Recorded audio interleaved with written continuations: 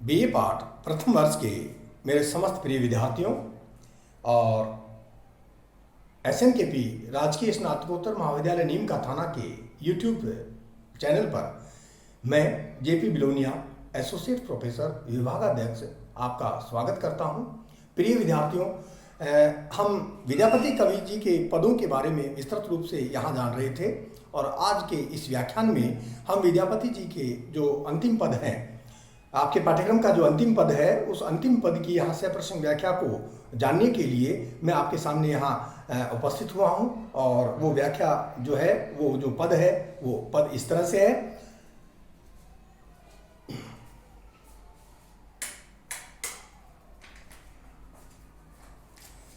वो जो पद जो है वो आपके पाठ्यक्रम में इस तरह से लिया गया है। सखी हे कतहु न देखी मधाई, काप शरीर धीर नहीं मानस, अवधि नियर भेल आई। माधव मास तिथि भयो माधव, अवधि कई पिया गेला। कुछ जुग शंभु परसि कर बलन नहीं, ते प्रतीति मोहि भेला। मृगमद चानन परिमल कुमकुम, के बोल शीतल चंदा। पिया विषलेख अनल जो बसिए, विपति चिन्ह भल मंदा। भनई विद्यापति सुन बर जोवती, चित जनु झंक है आजे। पिए विषलेख कलेश मेटायत, बालम बिलसी समाज।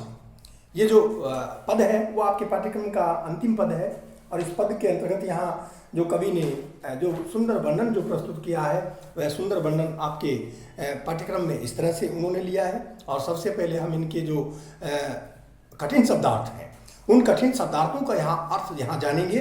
और वो कठिन शब्दार्थ जो उनके इस पाठ्यक्रम के अंतर्गत यहाँ लिए गए हैं, वो कतहूँ यानी कहीं भी, मधाई, मधाई हम किसको मानेंगे?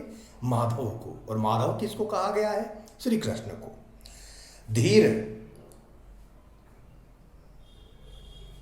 थीर, थीर, कांप शरीर थीर नहीं मानस। थीर का अर्थ हम यहाँ स्थिरता से लेंगे। नियर, समीप, पास। माधव मास यानी वैशाख मास। यहाँ जो एक शब्द आया है नियर, नियर का अर्थ हम यहाँ समीप या पास से लेते हैं और लगभग वैसा ही शब्द प्रयोग है। जायसी ने, मलिक मोहम्मद जायसी ने जब अपना पद्मावत लिखा तो उस पद्मावत के पदों के अंतर्गत जब सिंघल द्वीप वर्णन खंड के अंतर्गत वह हीरामन तोता जब उड़ता उड़ता राजा रतन सेन की खोज में यहाँ सिंघल द्वीप के पास जब पहुँचा, तो वहाँ भी पहली पंक्ति में कवि मलिक मोहम्मद जायसी भी वैसा ही वर्णन यहाँ प्रस्तुत करते हैं। वो उसकी जो पंक्ति है वो इस तरह से है कि जब सिंघल द्वीप नियर भा आई, कि जब हीरामन तोता उड़ते उड़ते सिंघल द्वीप के पास समीप जा पहुंचा, तो वहां भी नियर शब्द का जो अर्थ है वो किसे लिया गया है? समीप या पास से लिया गया है। और अंग्रेजी में NER, नियर का अर्थ क्या होता है? समीप और पास होता है। तो ये कुछ शब्द ऐसे हैं जो हिंदी और अंग्रेजी में भी यहाँ उनका जो अर्थ है वो एक तरह का ही यहाँ दिखाई देता है। माधव मास यानी वैशाख का महीना। माधव तिथि यानी एकादशी की तिथि। परतिथि यानी प्रतीति या विश्वास। चानन, चानन किसको कहा गया है? चंदन को। विश्लेख यानी विश्लेष यानी वियोग। अनल आग। मंदा यानी बुरे। झांक है पछतावा। बालंब यानी बालम या प्रियतम। तो प्रिय विद्यार्थियों, प्रस्तुत जो अवतरण है वो कवि विद्यापति के द्वारा रचित पद है और इसको विद्यापति पदावली से लिया गया है।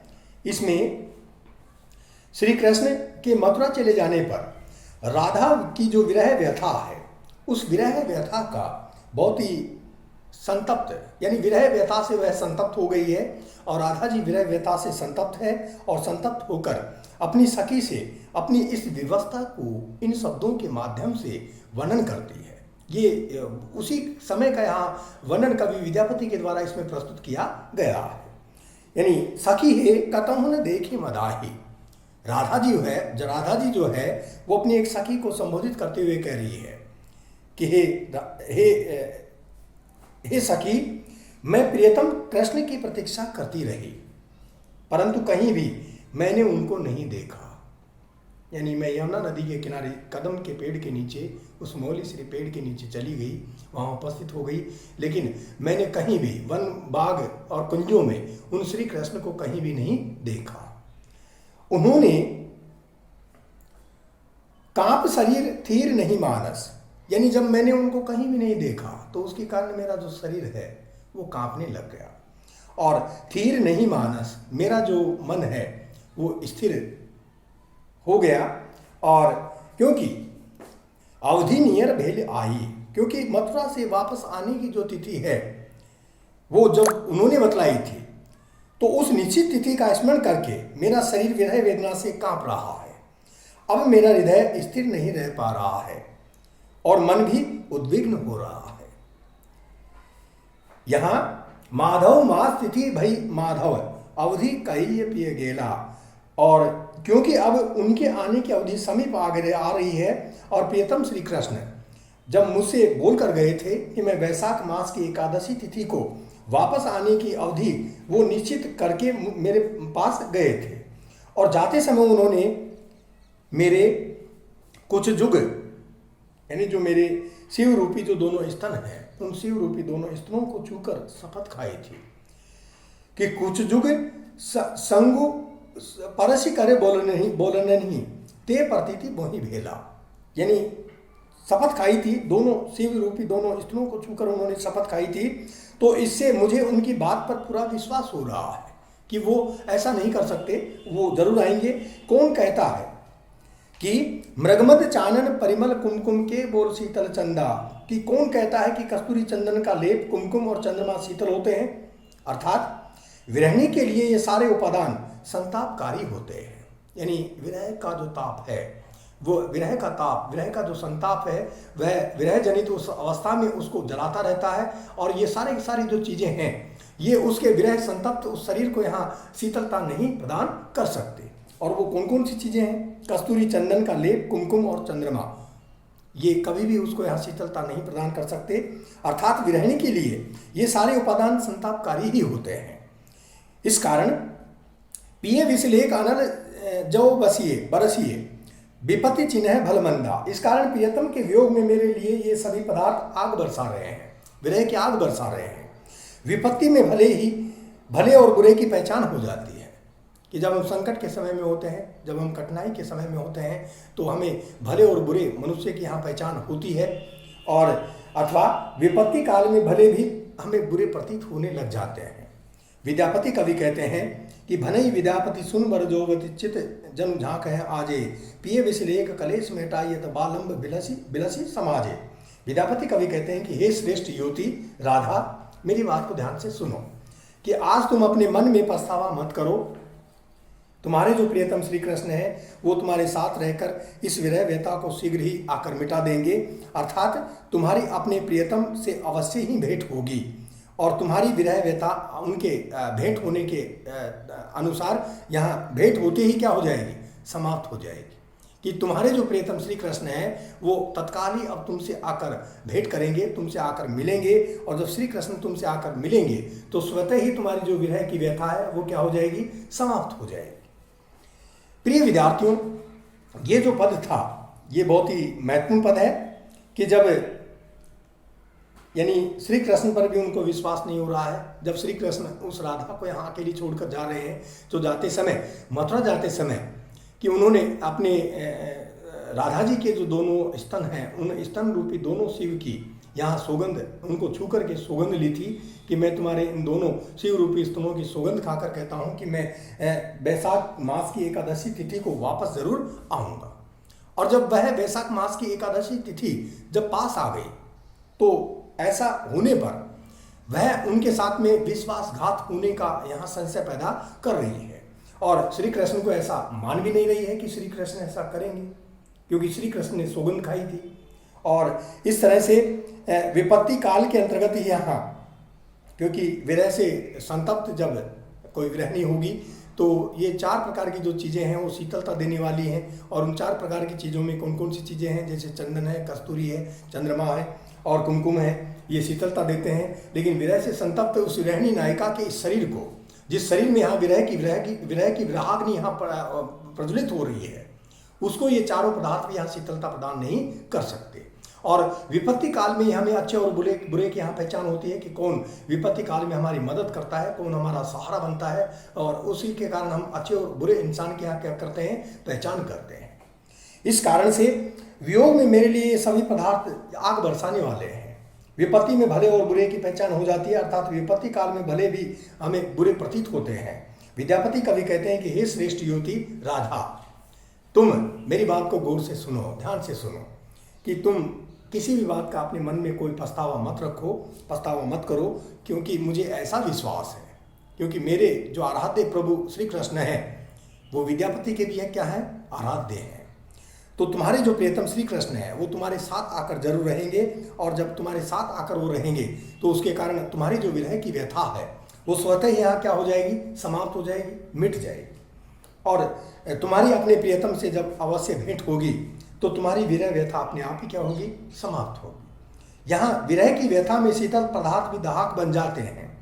इसमें कवि ने इसी का परंपरा अनुसार वर्णन किया है, और ऐसा ही वर्णन यहाँ कवि बिहारी ने भी अपने काव्य में किया है कि एक विरहिणी जो नायिका है, वो विरहिणी नायिका विरह से संतप्त है, विरह की विराग्नि में जल रही है, और विरह का जो ज्वर है वह उसको लगा हुआ है, यानी विरह ज्वर से वह पीड़ित हो गई है, और विरह की विराग्नि के कारण उसका सारा शरीर जल रहा है, कंपकपा रहा है, और उसका सारा शरीर गर्म हो गया है। तो उस की एक जो सखी है वो उससे मिलने के लिए उसके शयन कक्ष में उपस्थित हो रही है, लेकिन उसकी विरह की उस विराग्नि के उस जलन और प्रभाव को देखकर वह द्वार पर ही आकर ठिठक कर खड़ी हो जाती है, और वह द्वार से ही अपनी सखी का हालचाल पूछ करके पुनः दौड़ती हुई किसके पास चली जाती है, वैद्य जी के पास।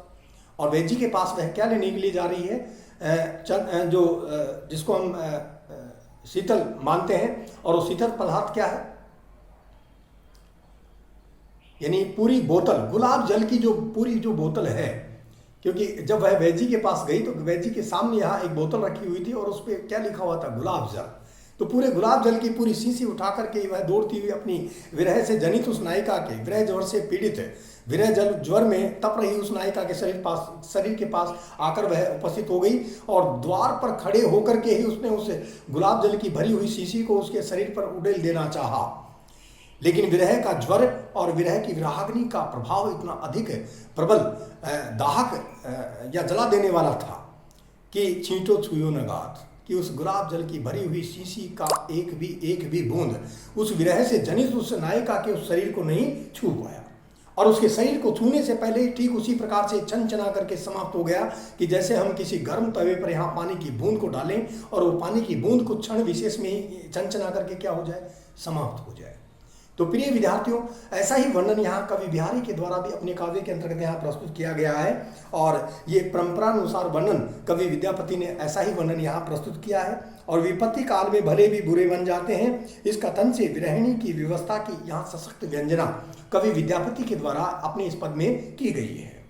इसमें पोषित पथिता नायिका के मनोभावों का स्वाभाविक चित्रण कवि विद्यापति के द्वारा इसमें यहाँ लिया गया है।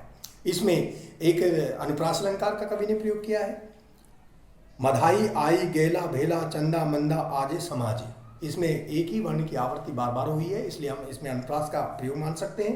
यमक, रूपक, आक्षेप, अर्थांतर न्यास, इसमें यमक अलंकार का भी प्रयोग हुआ है कि माधव मास तिथि भई माधव, माधव माधव, दो बार ये शब्द आया है, और दोनों बार में ही यहाँ इस शब्द का जो अर्थ है वो अलग अलग हम यहाँ ग्रहण करेंगे।